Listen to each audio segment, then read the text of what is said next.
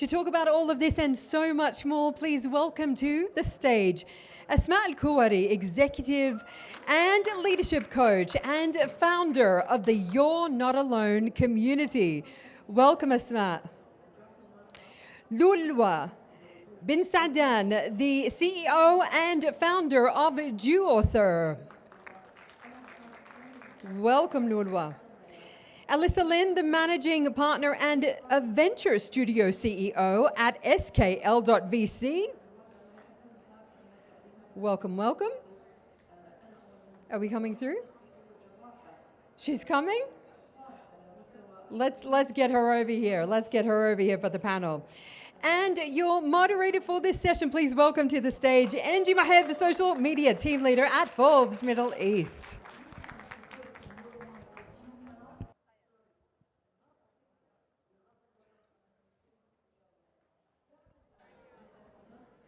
Hello, how's everyone doing? So great to have you here. So great to have our amazing panelists for this session. We're just waiting on our third panelist, so it's going to be a few moments. Let's wait for her to join us and then get started.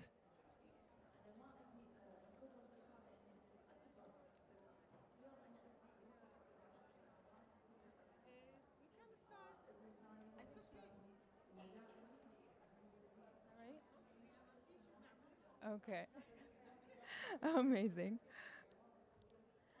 All right, so let's get started while our third panelist joins us. So for this session, we're going to dive a little bit deeper into the challenges that women face, particularly when it comes to raising funds and when it comes to like tackling these obstacles and how empathy and design can play a big role when it comes to leading with confidence. So I'd like to raise my first question to you, Asmaa, because I want to ask you about some of the biggest challenges that you have faced in leadership and how you overcame them. And I want to hear more specifically about your role as an executive coach and how that influenced your approach to overcoming these obstacles. And we would like to welcome our third panelist to the stage.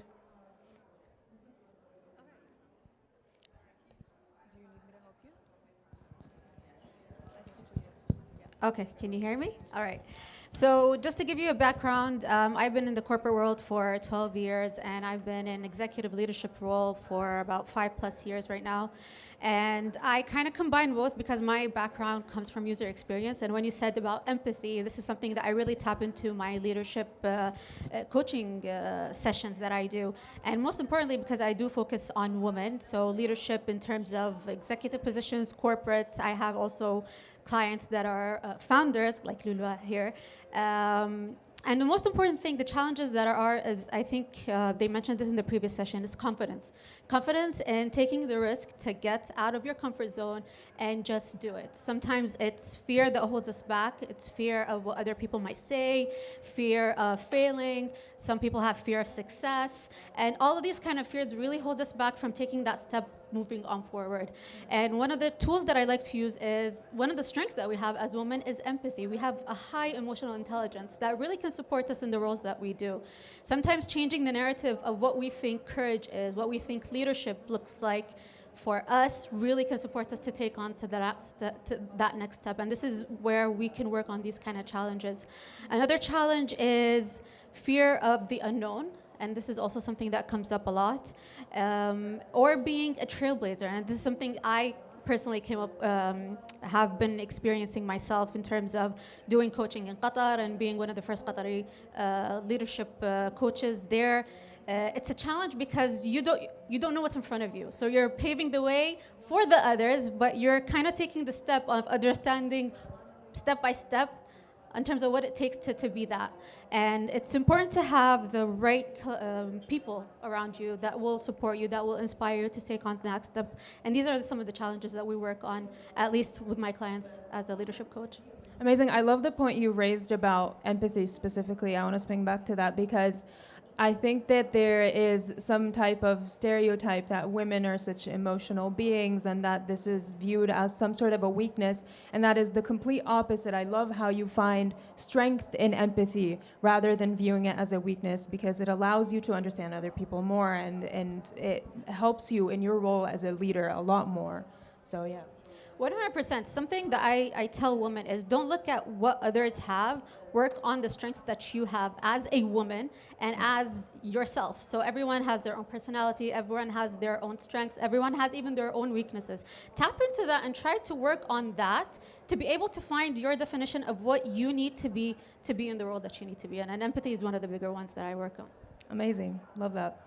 Alisa, I want to raise my next question to you, because we've spoken about the challenges that can be faced, but I want to ask you about like some of the common mistakes that you see entrepreneurs make when they are seeking funding or scaling their leadership, and how can they avoid them?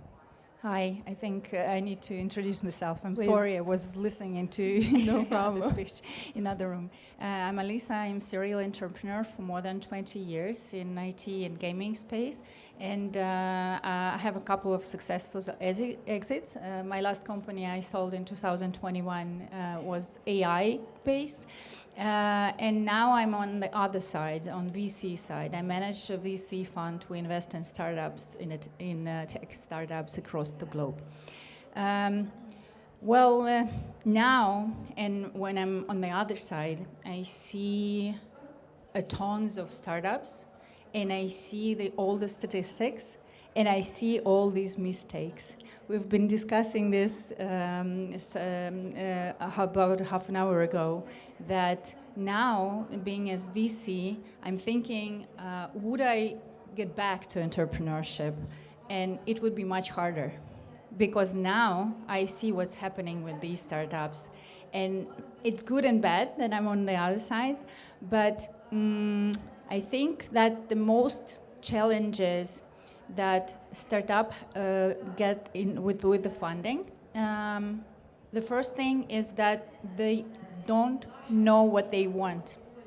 They don't really know what they want. Sometimes they come, we need $1 million to build this, to grow the company, and when you ask them why you want to grow the company, they have no answer. And I think that's related not only for women-founded startups, but also for men-founded startups. But we don't know what we want. So I think that the first thing that we need to do as a founders is to answer these questions. Why I am building this? It might be for money. It might be because of my ambitions, because I always wanted to grow, to have a big company. It might be because I'm a leader and want to lead this big company. It might be different questions. There are no different answers. There are no wrong answers. But the thing is that we need to answer this. This is the first one. And the second one is we do not ask for help and we do not ask for support. That's very much related to women, especially to leaders. I'm going to do this myself. I'm going to do this myself because I'm going to prove everyone that I'm a leader and I can, and so on. It doesn't work, actually. It works opposite. You need to surround yourself with the right people, and you need to ask for support. Ask your family to support you on this journey. Ask your partner to support you on this journey. Ask your kids to support you on this journey.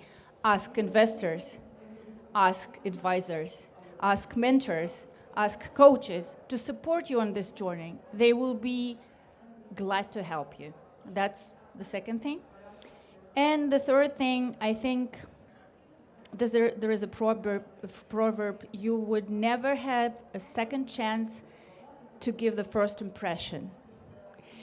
And speaking especially about funding, we prepare not well to meet investors, because we're showing them how good we are, how great our startup will be, but we need to show them what they want, actually. And this this is the thing that you need to prepare to.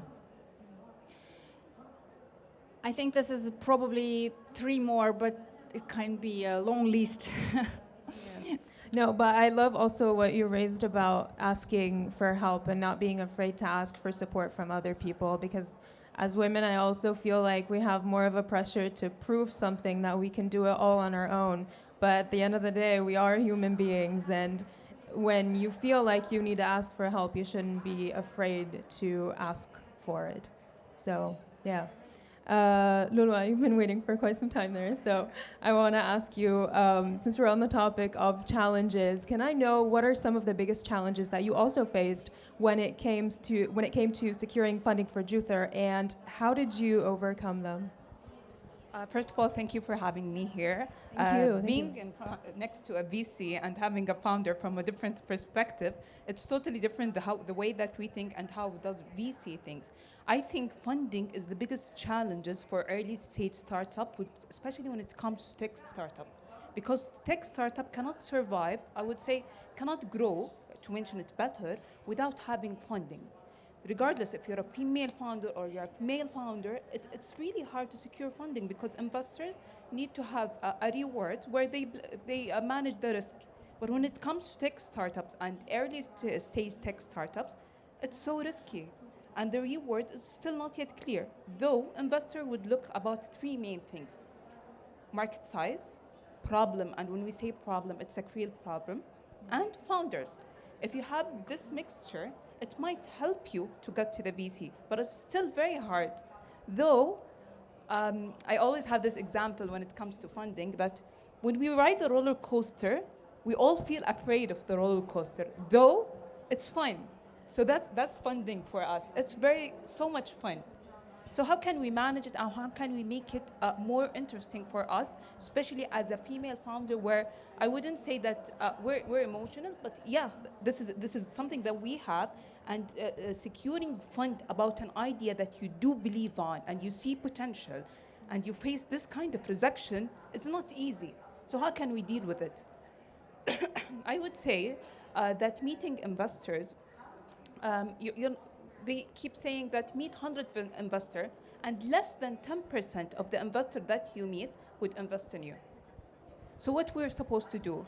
What I've seen that I shrink this number by doing my homework as a founder. I used to look at the portfolio that the investor invested on. Are they interested in my industry? Did they ever invested in a company that I can collaborate with, where I can do a story? This I'll bring their attention.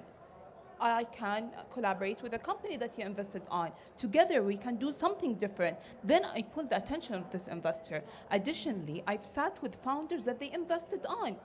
Tell me more about this investor. What do they like to hear? Give me some tactics that can help me. Additionally, we as a founder, we think the biggest milestone that make us feel successful is having the fund. Though the main milestone is having traction and good numbers. Sometimes we miss the main thing and we focus on about investing. Facing investor is a full-time job. It requires time, effort. It requires you to be very flexible and willing to hear all of the rejections. Who can get to no, no, no, no? That's very hard. Regardless, male, females, no is something that you cannot work with. So how can you take this no as a way to improve yourself, to reshape your business model, to think differently? I remember that I sat with an investor who gave me an idea that made me pivoted my business model. The investor usually look at the big picture, where we as a founder, we are in the operation, we are in the day-to-day operation, and we are so in love with our solution. So we always would like to hear the feedback. We always ask for feedback. The thing is, for us as a female Saudi entrepreneurs, we are living as in a privilege where the government is supporting us. I got grants, I got free offices, I got consultation for free, which helped me to continue and see the main goal is to succeed. I want to be part of the GDP. I want to increase the contribution of female entrepreneurs to the GDP. This is what I've seen in front of me. I think to all of the entrepreneurs, male and female entrepreneurs, funding is not the biggest deal. keep telling your story, keep sharing your vision, and one day it's gonna happen. Amazing perspective. Thank you for that. Asmaa, I want to ask you, what are some of the practical strategies that you found effective when it comes to building and leading high-performing teams during downtimes? So I think before dealing with what the problem is, it's important to make sure that whatever is dealt or whatever is discussed is within a safe space. So this is something that I really, really emphasize in, because to be able to listen to the other person, not take it personally, and to look at the problem as a way of all of us are in this together rather than us versus the problem. Or us versus each other, and it's us versus the problem. And this is something that's really important in what we do in coaching is once you set these kind of ways of working, you understand kind of the caliber or the energy that's around you. And once you do that, it's easier for you to, first of all, open up, to talk about issues that you probably would not want to, especially as a team, in terms of the cohesiveness, in terms of your way of working, what's not working, what are some areas that you can improve in, individually and as a team. Because sometimes the issue could be communication. The communication between the leader and their team, or between teams themselves. It could be more than that. It could be just listening to some recognition or getting some motivation. It could be understanding what is your role, what you're supposed to do. And having that safe space is so important to be able to elevate the teamwork and to create that formed sense of belonging to the team, to the leadership, to the organization, or to the startup itself. So this is one thing that we tap into before we actually look at the problem, because it's the person behind that's more important than the actual work itself. Because once you understand the person behind it, and this is what coaching is all about, once you understand the person behind it, you'll be able to tap into how you do work, what are the action plans, and how you can get to the goals that you assign for yourself. Yeah, amazing. I mean, definitely when you're working with a team and things get tough, it's like you're not just dealing with the team as a whole, you're also dealing with individuals that each you have to cater to their needs somehow, and you have to learn how to communicate with each of them and also the entire team as a whole in order to be able to address the problem in a proper manner. So, Alisa, now I want to give the floor to you. I want to ask you, how can leaders and founders stay adaptable in a rapidly changing market environment? Oh, wow. We're in tech. Well, I'm 20 years in tech. And it's changing like every hour, probably. What I personally do to stay on the waves, first of all, I read tons of analytics every day. So I spend a couple of hours per day to read what's happening, to read numbers, to understand the sectors where I work, and this probably helps me to to feel myself able to build something and to give advice, to just understand where you are at this point. This is the first thing. The second thing is probably the hardest, is to be flexible. Because I agree, as entrepreneurs, we believe in what we do. And with this belief, it's very important to understand when you need to stop if something goes wrong. And this is the pretty common scenario when something goes wrong. And you need to understand where to stop. And then here's advice: ask people around you, because that's how you ask people who are more experienced than you. Ask for advice, and that's actually will help you to better understand what's going on. And it might be it might be a right time to stop, or to move forward fast. That's the second thing. And the third thing is, when we're speaking about the market, when we're speaking about I'm going to build a startup or I'm going to invest, I'm not looking on today's what's happening today. I'm looking on what's going to happen in 3-5 years.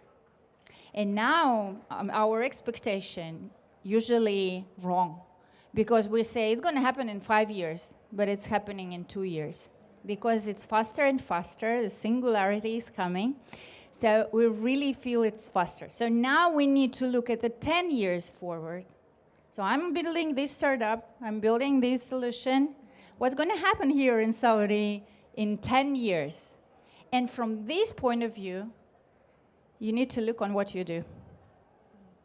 That's probably the third important thing. I think it's very important to be forward thinking in this day and age, not just when you're in tech, because I feel like it's, the digital transformation is affecting everybody in all sorts of industries. So you have to constantly be thinking 2 steps, 3 steps ahead, because it feels like the technology is fast, like moving much faster than we are. So I think that's actually very, very important.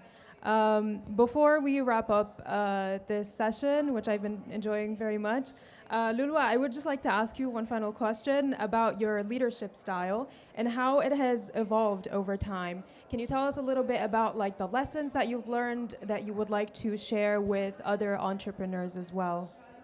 Well, actually, this is a very interesting question. I want to start it with, I've just resigned my job, and I'm a leader now.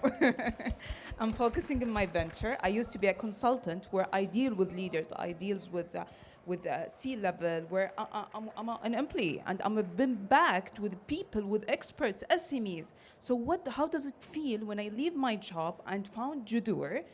It was very interesting and challenging at the same time. One of the main obstacles that I faced, though I've been writing stories and doing PPT, and I used to present for the minister, but when it comes to my vision, I find it so hard to clearly say what's my vision. How come? I used to share stories of different industries, but when it comes to me, what I believe on, it was really hard to align with my team and communicate with them well. And what's my vision? Where are we going? How are we going to be aligned as a team? This took me a long time until I understand actually my vision and explain it for my team. And this explanation aligned us with the same passion, my team, my co-founders, my customers. We were all speaking or having the same mentality. Additionally, sometimes it's really hard that the path is not clear. Though the path is not clear, you still have to be confident and come here and talk in front of everyone like everything is perfect and everything is going super well, though we don't know what's next for tomorrow. The way that we deal with this, we deal it with our employees, our family, people that believed in us, our investors. This confidence is not easy to deal with. And this made me manage, and transparent was a key thing for me. I used to engage everyone with the strength that we have, with the challenges that we have, with the wins that we have. I made sure that everyone is living within the same journey. Be open in the strength. Humanity in leadership makes people want to work more, wants to give more. Don't be shy about your mistakes. As the question you asked her, the mistakes for startups or founders, it's fine to have mistakes. We've been doing this for the first time. We will never do it perfectly, but we will do it with passion, which will make it perfect. Additionally, for especially how can me as a female leader continue and focus on my end goal is the environment around me, the empowerment that we have. And us, as a female Saudi leader, how can't we be? We are being led with the visionary leaders, King Salman and his prince, Mohammed bin Salman. Let us think about dreams will come true, no matter how big is your dream. Additionally, on personal level, I have a very privileged from the family that I have the full support of the family. My mom is here with us today, Dr. Haifa Aliyan. She was my stone the moment that I thought that I want to do Juthor. She was my first supporter. What do you need to do Juthor? Just go ahead. Nothing will stop you. It's not about, if it's about fund, we will help. If it's about support, you have the full support. Just go do whatever you want to do. Last but not least, I realized that leadership is about having the right team. And you are not supposed to answer all of the questions or know all of the questions. But when you have a mixture of experts and people that you trust and empower them, then they will let you know all of the answer and make you answer it on the right way. Thank you. I just want to thank you so much because like you're very passionate. You sound very passionate about what you do, and it's just really inspiring. And it is very important to have the support of those around you. I think support from institutions and even support from people in your lives really helps lift you up. And I think you're doing the same for a lot of, probably all of the women here right now. So I just want to thank you so much for being here. And thank you so much to Asmaa. Thank you so much, Alisa. And yeah. Thank you. Thank you for having us. Thank you, everyone. Great having you.